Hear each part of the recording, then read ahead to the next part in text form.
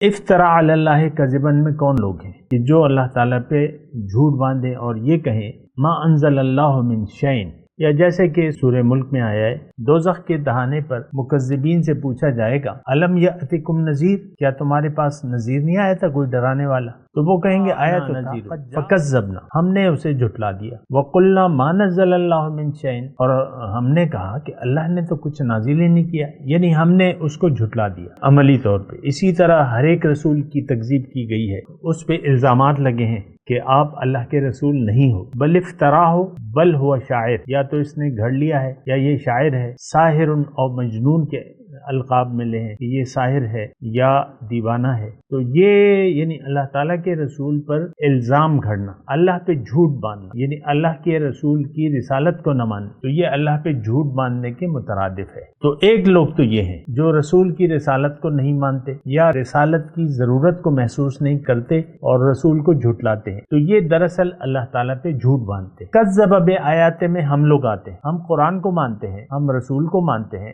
یعنی زبانی طور پہ، پھر کلمہ بھی پڑھتے ہیں زبانی طور پہ، لیکن جب